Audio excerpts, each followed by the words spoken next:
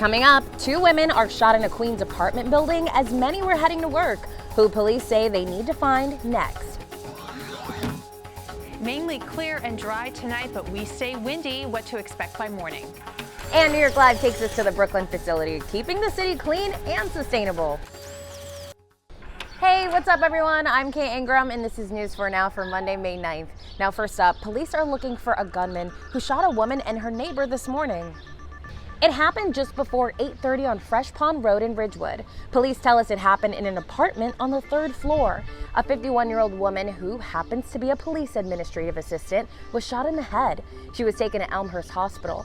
Police say a woman who lives downstairs heard commotion, ran upstairs, and she was shot in the stomach and shoulder. Police are looking for the man who may be the first victim's ex-boyfriend. NYPD officers are recovering and a woman is under arrest after a fiery car crash in Brooklyn. It happened around 10:45 Sunday night in Dyker Heights. Police say the officers were responding to a call when another car failed to yield to their cruiser and hit them. The car then caught fire. The officers suffered minor injuries but are expected to be okay. That driver initially took off from the scene but later returned and was arrested. Next up, I don't know if y'all realize this, but we are currently in a 5th COVID wave. That's as positivity rates around the city and the state continue to rise. It's thanks to that high contagious new subvariant. Some parts of the city have positivity rates over 20%. The transmission rate has risen to levels last seen in late January. The rate is up 90% in just a month. A bit of controversy over Monday's Wordle. The original list of about 13,000 words was set up when the game was created.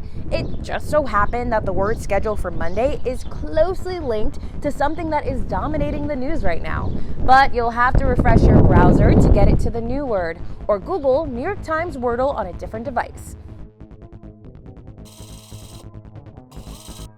If you've been spotting more rats around the 5 boroughs, you aren't alone. Around 7,400 rat sightings were called into the city's 311 service request line between January and April, the most ever recorded for the first 4 months of the year since record keeping started in 2010. Now, it's not clear if there are more rats or if the pandemic conditions have prompted the vermin to make more public appearances.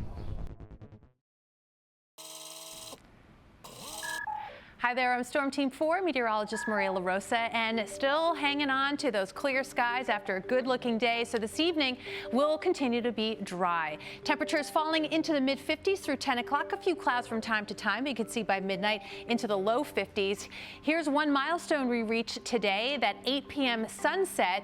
The next sunset earlier than 8 p.m., not until August. So it's one of those little milestones.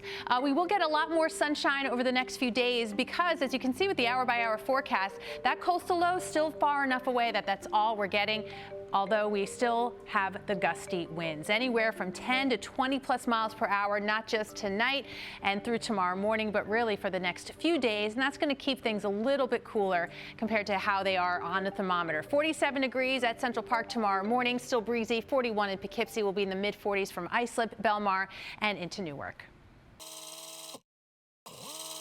All right, next up, in a city as large as New York, do you ever wonder what happens with all the recycled trash that sits here on the curb?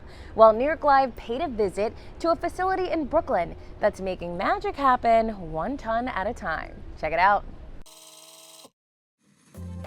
Did you know that the biggest residential recycling facility in the entire country is located right here in Sunset Park, Brooklyn? Today we're taking you inside Sims Municipal Recycling. Kara, thank you so much for having us here today. I am so excited to learn about how the city's recycling happens, and you guys are in charge of all of it. Yep, we are. Tell me what you do here.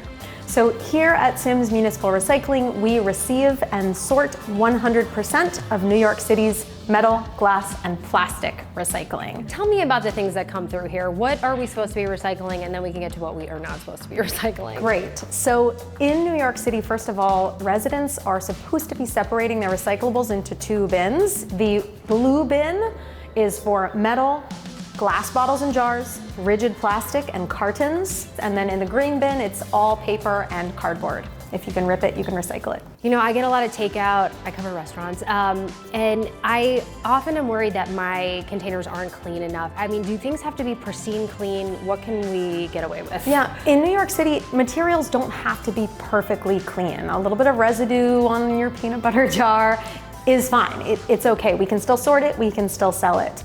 And even on paper, a little bit of residue, it is okay. So you're gonna give us a tour of everything you do here today. Talk me through what we're gonna see. So first, we'll go up to the observation platform. This is our tipping floor. This is where we receive recyclables on trucks or barges. Usually there's a few hundred tons sitting right here, less than half a day of New York City's recycling. Less than half a day right here. Yes, this is well less than half a day. Also in that room, we will see the Liberator. The job of the Liberator is to open up recycling bags. And then everything will all head into our sorting room. Then in the next room, all of the materials head into our sorting system, where we use a variety of technologies to sort them out. Kara, thank you so much for your time today. I definitely feel a lot better about the entire recycling operation in New York City after this. All right, next up, there is this popular building I know you know well and is pretty well known around the world. I'm talking about One Times Square. And what you need to know about it is it's getting a major facelift. That's right, it's the spot where the ball drops for New Year's Eve. News 4's Renovations is here to give us a look. Check it out. On New Year's Eve, all eyes turn to One Times Square. It's where the iconic ball drops to ring in a new year. But for decades, the space behind the flashy billboards has left much to be desired. Visitors will now be able to witness the transformation of One Times Square. One Times Square, now set to undergo a $500 million renovation, opening the inside of the building to the public for the first time. It's been mostly empty for decades. For far too long, we have not really appreciated this product and what Times Square means to all of us. Mayor Adams joined the Times Square Alliance and real estate company Jamestown to announce the project. One Times Square will become a visitor's hub with 12 floors of branded experiences. There will be immersive retail spaces with virtual and augmented reality technologies. Another 6 floors will become a museum to share the history of Times Square. And a brand new viewing deck will give visitors a bird's eye view of the crossroads of the world. I can't think of a better way to celebrate New York City being stronger than ever than a reimagined One Times Square. The plan also includes improvements to the Times Square subway station. The history of the building dates back to 1904 when it was built and used briefly as the New York Times headquarters. But for decades, it struggled to host tenants with its windows covered with billboards. With a largely digital experience now planned, the hope is visitors will have another reason to spend time in Times Square. When the lights are on Broadway and Times Square, the lights are on in America. The renovations are expected to take a few years, projected to open in summer of 2024.